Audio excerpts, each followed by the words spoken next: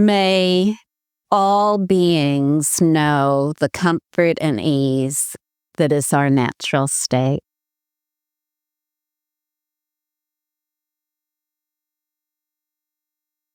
What is most natural to all of us as human beings, with no human being left out, no human being left out whatsoever, no matter their circumstance, is that our natural state is complete comfort and ease.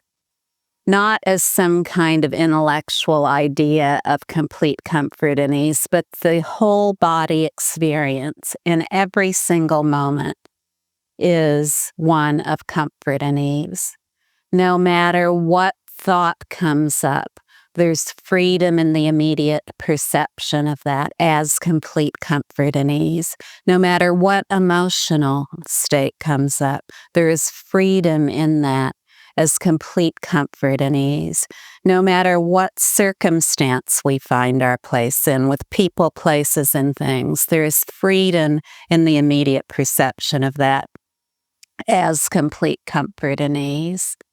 No matter what bodily sensation comes up, whether it's pleasurable or painful, there is freedom in immediate perception of that as complete comfort and ease. No matter what kind of premonition or intuition we might have, there's freedom in the immediate perception of that as complete comfort and ease. And this is our natural state. So this is our natural state, that everything, no matter what it is entirely indivisible, a complete space of equalness and evenness in which there is no fragmentation, no split, or no division, just like the infinite sky. No matter where we went in the sky, we wouldn't find any particular thing, just more and more skyness. And so is the case for all of these perceptions, all of these points of view that occur within our awareness, within our pure awareness, within the pure view of our awareness. There are countless and ceaseless points of view. And those countless and ceaseless points of view are inseparable from the equalness and evenness of the pure space of awareness. So no matter what comes up, we only have one choice, and the choice that we must make as human beings is to relax, just to relax, to rest naturally as that comfort and ease that is the ground of being of every single perception. And when we rest naturally as that comfort and ease, we directly introduce ourselves to it. If we don't do that and we decide not to have comfort and ease, then we'll look at whatever comes up. And here's one that all human beings have. There's no human being who has not experienced this perception, anger. We'll put some flames around it.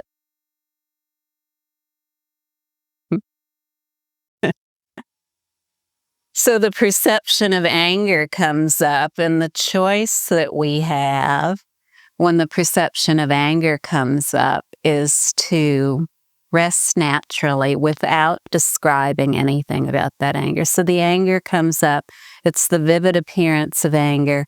We've experienced it many, many times before. Carrie, come sit up here. Would you move a chair over there for Carrie, Adrian?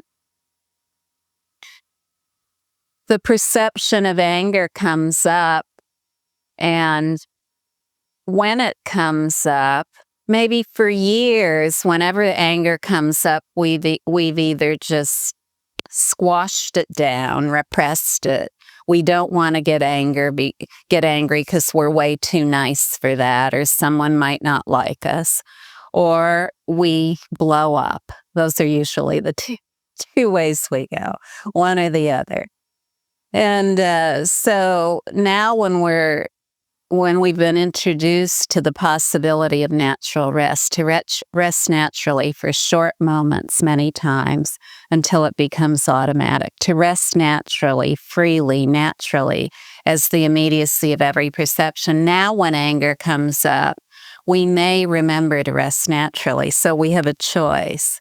Rather than going with our pattern of repressing it or blowing up, we rest naturally as the ground of being, the purity of awareness that is the essence of that point of view. If you have an electronic device with you, please turn it off. When we rest freely as the essence of that point of view, as the awareness alone, just resting naturally, effortlessly, with nothing needing to be done, with nothing needing to be described, with nothing needing to be said about the point of view, we realize that our natural state is comfort and ease, that the essence of every single point of view is the only place we're going to find our comfort and ease. It's not going to be found somewhere else. In other words, we don't have to eradicate anger, erase it completely out of our lives in order to realize our true nature of awareness.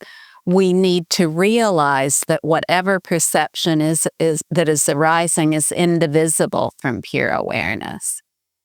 And so when that anger comes up, it's still the vivid appearance of anger. We can't deny that. But now we also know that its only nature, its only origin is awareness. There's no way to experience anger without awareness coming first. There's awareness of anger. Awareness as anger, awareness in anger, awareness pervading through anger.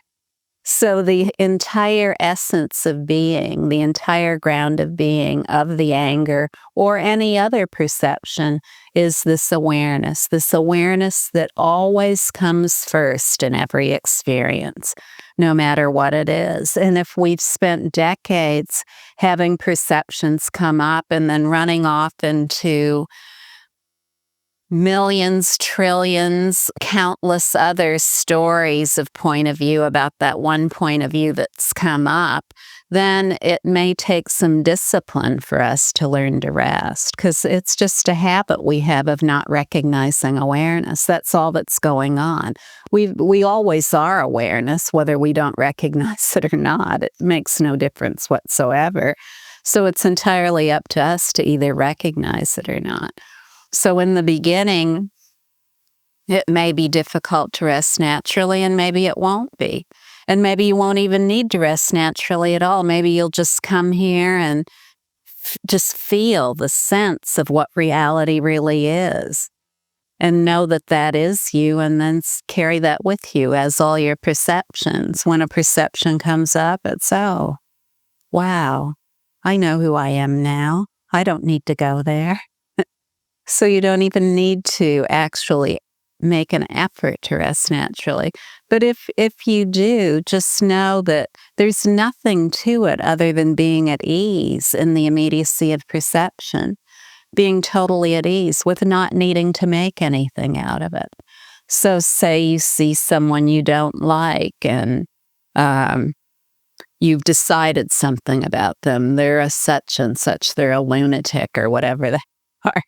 And you see that person once and you decide they're a lunatic, then the next time you see the person, the description that you've associated with that person is lunatic. Well, as you can see, when we're resting naturally, we might see the lunatic. And then we, oh, wow, even though I labeled this person as a lunatic, I have a choice in this moment, the most important choice I ever make, to be at ease. Just to be at ease with this story I've created about the person, to be totally at ease. Because see, it's only when we're totally at ease that we really begin to directly, decisively experience and realize that everything is indivisible. That, there are no lunatics, because where would the context for lunacy be? So you see, first we have to come into complete indivisibility through our own direct experience. The indivisibility is just the direct experience of our own awareness. Directly, decisively realizing in the immediacy of each perception that there's nothing up to any perception, other than its essence as awareness. And when we discipline ourselves, if we need to discipline, some people don't need to rest naturally as the immediacy of every perception, then more and more we'll have the decisive realization, the decisive experience that everyone is pure awareness, that everything is pure awareness. We can never arrive at that conclusively through thinking about it. Never, ever. We could live trillions of years and never come to it through those means. And we could live for trillions of years having the most elaborate, precise descriptions of awareness and how it includes everything and it's all so beautiful and this, that, and the other thing. But until we have this whole body realization on every single level that everything truly is pure awareness, we don't have the fruit. Do you understand what I'm saying? And it's very easy to know whether or not this is evident in our being. It's evident in our being when the warmth of compassion and wisdom arise as every single subatomic particle of our being, when the heartbeat of every single subatomic particle of our being is the great reality of awareness and nothing else. That means there's no longer anything that we exclude from pure awareness, nothing whatsoever. And this resting naturally, gradually over time for most people, but sometimes very immediately for others. There is the awakening of awakened body, speech, and mind, of awakened qualities and activities that naturally flow as the evidence of indivisible awareness, that naturally flow as the evidence of pure awareness in a human life.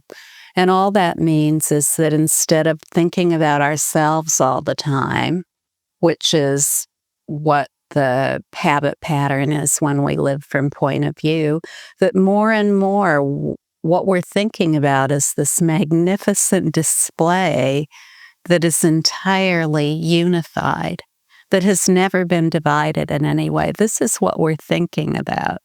And we're thinking about how magnificent that is. It is that this is just a field of the warmth of wisdom and compassion. See, when we realize that arising of the warmth of bliss, wisdom, and compassion in our own bodies, and we realize that only is the warmth, bliss, wisdom, and compassion of awareness, when we realize that in our own bodies, we realize it's true of the totality. It's only our awareness that is the warmth of that bliss, wisdom, and compassion. And that awareness is the only way we realize we're naturally present as a human being. So see, awareness is always first. It's always first in every experience. It's always primary in every experience. It's always the unchanging in every experience, including our own experience of being naturally present. So as we experience this life of total comfort and ease more and more on a daily basis, our thoughts, our speaking, our actions, and all the qualities and activities of our life are emanations of benefit.